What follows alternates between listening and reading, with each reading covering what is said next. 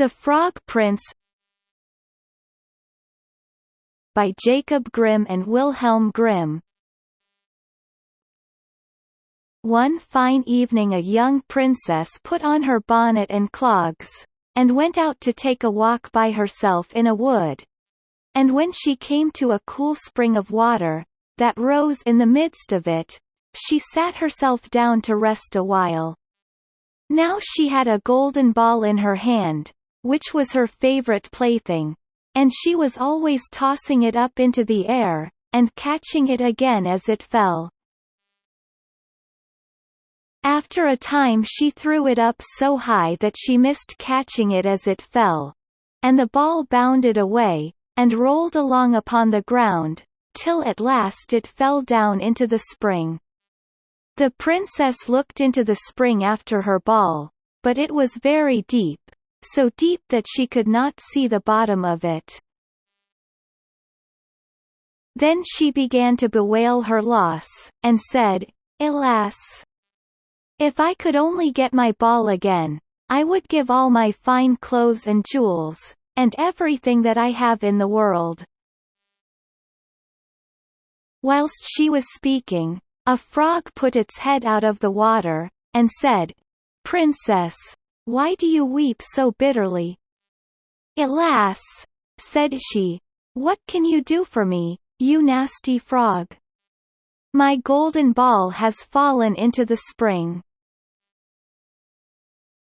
The frog said, "I want not your pearls, and jewels, and fine clothes. But if you will love me, and let me live with you and eat from off your golden plate, and sleep upon your bed, I will bring you your ball again." "What nonsense," thought the princess, "this silly frog is talking. He can never even get out of the spring to visit me, though he may be able to get my ball for me, and therefore I will tell him he shall have what he asks." So she said to the frog, "Well, if you will bring me my ball, I will do all you ask."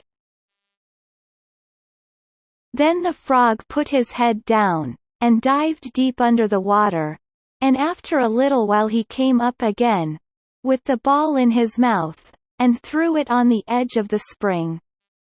As soon as the young princess saw her ball, she ran to pick it up, and she was so overjoyed to have it in her hand again, that she never thought of the frog, but ran home with it as fast as she could. The frog called after her, "Stay, princess, and take me with you as you said," but she did not stop to hear a word. The next day, just as the princess had sat down to dinner, she heard a strange noise, tap, tap, plash, plash, as if something was coming up the marble staircase. And soon afterwards there was a gentle knock at the door, and a little voice cried out and said, "Open the door, my princess dear, open the door to thy true love here. And mind the words that thou and I said by the fountain cool, in the greenwood shade." Then the princess ran to the door and opened it, and there she saw the frog, whom she had quite forgotten. At this sight she was sadly frightened, and shutting the door as fast as she could came back to her seat. The king, her father, seeing that something had frightened her, asked her what was the matter. "There is a nasty frog," said she, "at the door, that lifted my ball for me out of the spring this morning. I told him that he should live with me here, thinking that he could never get out of the spring. But there he is at the door, and he wants to come in." While she was speaking the frog knocked again at the door, and said, "Open the door, my princess dear, open the door to thy true love here. And mind the words that thou and I said by the fountain cool, in the greenwood shade." Then the king said to the young princess, "As you have given your word you must keep it. So go and let him in." She did so, and the frog hopped into the room, and then straight on, tap, tap, plash, plash, from the bottom of the room to the top, till he came up close to the table where the princess sat. "Pray lift me upon chair," said he to the princess, "and let me sit next to you." As soon as she had done this, the frog said, "Put your plate nearer to me, that I may eat out of it." This she did, and when he had eaten as much as he could, he said, "Now I am tired. Carry me upstairs, and put me into your bed." And the princess, though very unwilling, took him up in her hand, and put him upon the pillow of her own bed, where he slept all night long. As soon as it was light he jumped up, hopped downstairs, and went out of the house. "Now, then," thought the princess, "at last he is gone, and I shall be troubled with him no more." But she was mistaken, for when night came again she heard the same tapping at the door, and the frog came once more, and said, "Open the door, my princess dear, open the door to thy true love here. And mind the words that thou and I said by the fountain cool, in the greenwood shade." And when the princess opened the door the frog came in, and slept upon her pillow as before, till the morning broke. And the third night he did the same.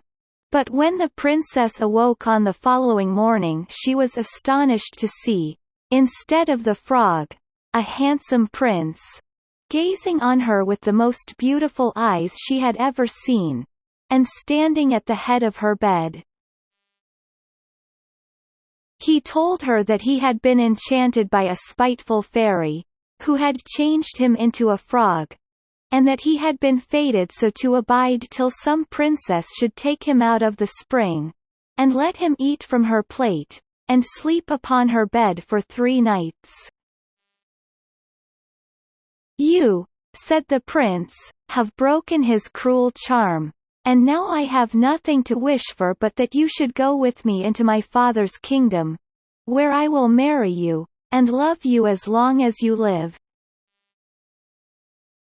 The young princess, you may be sure, was not long in saying yes to all this, and as they spoke a gay coach drove up, with 8 beautiful horses, decked with plumes of feathers and a golden harness.